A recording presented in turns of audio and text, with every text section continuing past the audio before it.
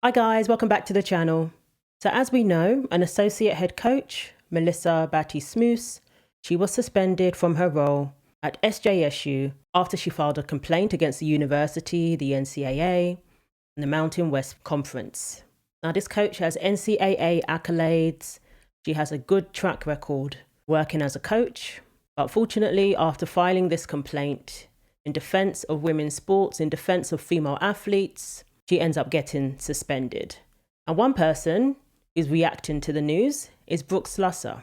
So what happened was 2 hours before they were due to play New Mexico, the news broke that one of their coaches has been suspended and will not be joining the team for the rest of the season. And as of now, the suspension is indefinite. So you can imagine how disappointing it is, how upsetting it is to find out that the one person who stood up for you, who stood up for female athletes, is now being punished. Title IX is there for a reason, especially the original purpose, which is to protect female athletes, which is to protect all athletes regardless of sex in our colleges and on college campuses. So obviously, if somebody feels that Title IX has been violated, they have every right to file a complaint, especially a member of staff, especially an athlete. They have every right to file a complaint. They have every right, in the very least, to call for an investigation, to look into the matter, to make sure that nobody is being discriminated against, to make sure that Title IX isn't being violated. But instead, she ends up losing her job. So go back and watch my previous videos over the last couple of days. Melissa Batie-Smoose gave an interview with an Australian publication called Quillette, and they went into great detail about the complaint. Very, very disturbing allegations were made, including a plot to hurt Brooke Slusser, a plot allegedly between the trans athlete and a member of another team of Colorado State University, a plot to not block spikes going in her direction to essentially ensure that she gets hurt. So shouldn't the school's priority be to investigate this thoroughly and not punish people who come forward with information that indicates that people's safety is in jeopardy, with information that indicates that people are being discriminated against? So Brook Slusser, co-captain of the volleyball team, spoke to Outkick about the situation and expressed that she and her teammates were floored by the decision. You can imagine how bad morale is there at the moment. So this news, no doubt, would have been absolutely devastating for the female athletes. So Brooke said, "We aren't happy and we don't feel safe anymore. Melissa was that person that we felt like as long as she was there, we had someone who would stand up for us. And now there's no one there that will." Slusser then took aim at San Jose State. "I don't think the school sees how much they just basically ruined this program by taking Melissa away from us. So, who knows what's to come in the future with regard to what our team will do or how we will react from this." So before they began their warm-ups, before Saturday's game, they each received a text message telling them to meet up. And that's when the devastating news broke. None of the coaching staff was at the meeting. It was just the players. Some man from the university sat our team down and said that Coach Batie-Smoose has been put on leave, will not be back, and players were not supposed to reach out to her or speak to her at all. None of our coaching staff was at the meeting. It was just the players. Some man from the university sat our team down and said that Coach has been put on leave, will not be back, and players were not supposed to reach out to her or speak to her at all. As of right now, tensions are very high for my team with how angry we are now that Melissa's gone. Emotions are through the roof right now. So she said that they broke the news to them and they really didn't say much. This man just basically gave a very brief explanation, and they had to gather themselves before their game, just minutes before they were due on court to start preparing for their game. This was when the news broke. You could imagine there was no other coach there to answer their questions, to put them at ease in any way. She said some man from the university came and broke the news to them. You can imagine before a game, you're probably a little nervous, you're trying to get yourself together, and then this happens to be sprung on them. A few girls broke down into tears when we found out, and everyone was in shock. Melissa was such a backbone for a lot of us, and was that support system a lot of us went to for everything.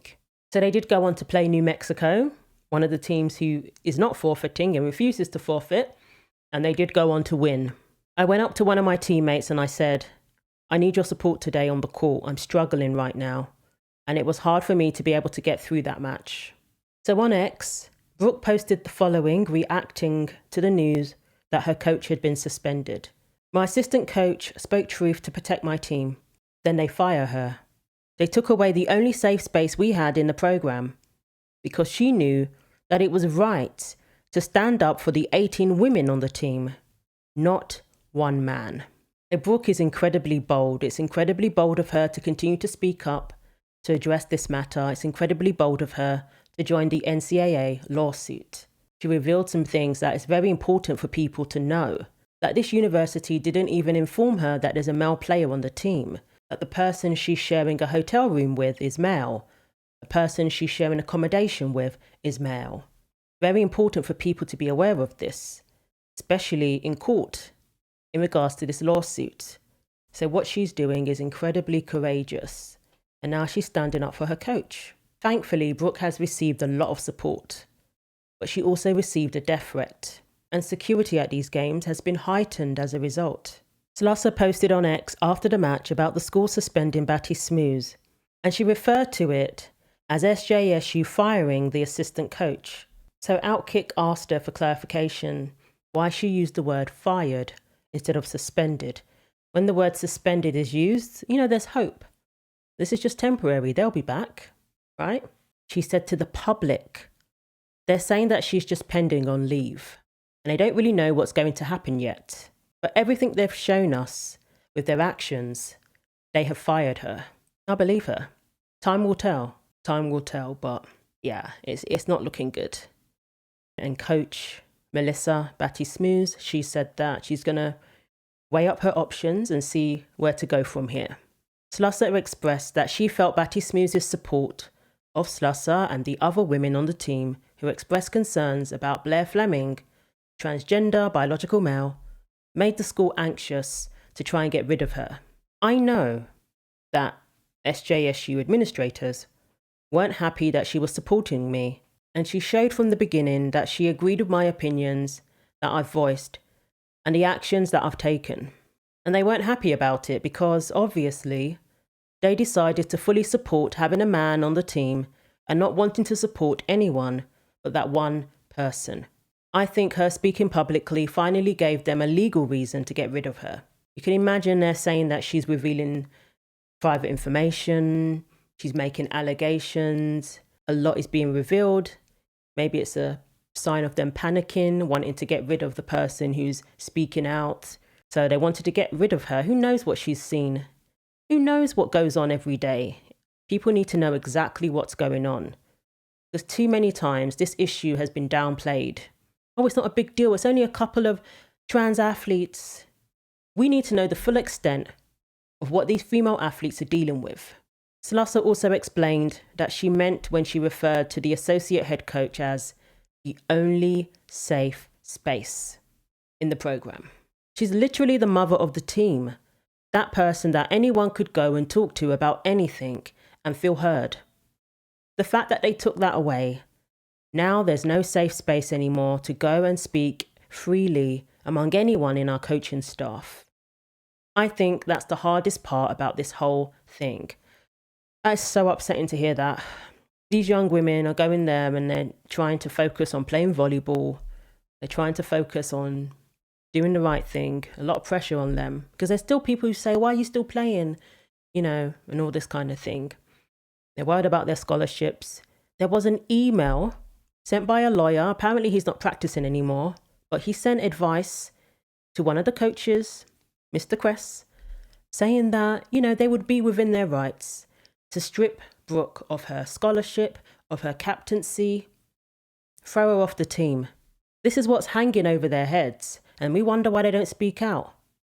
What she's doing, what Brooke is doing, is very courageous. She's putting everything on the line, not for her in the here and now, but for the future, when she's not even playing anymore. She's more focused on that than now. She's thinking of other women and not wanting them to go through the same thing. And now the one person who they had to turn to they got rid of. Melissa Batie-Smoose, she deserves better than that. She's looking out for the well-being of her players. That's what a coach is supposed to do, especially when we have Title IX, which is supposed to be offering protections to female athletes. If you see that being violated, it's your duty to speak out. If you see an injustice going on right under your nose, it's your duty to speak out. And that's what Melissa did. So Brooke went on to say, "I'm so proud of her for speaking the truth. Everyone on the team appreciated it. And a lot of the girls in the locker room said how happy they were that she finally was able to speak out on the situation that we all knew needed to be talked about." So as of now, Boise State have announced another forfeit. They're forfeiting again against playing San Jose. San Jose has 5 games left in their regular season before the Mountain West Conference Tournament. Wyoming, which forfeited the first match against SJSU, is scheduled to play them again on November 14. Outkick reached out to Wyoming to ask them if they're going to forfeit again, like Boise, and they haven't responded as of yet. Their next game is on Thursday against UNLV.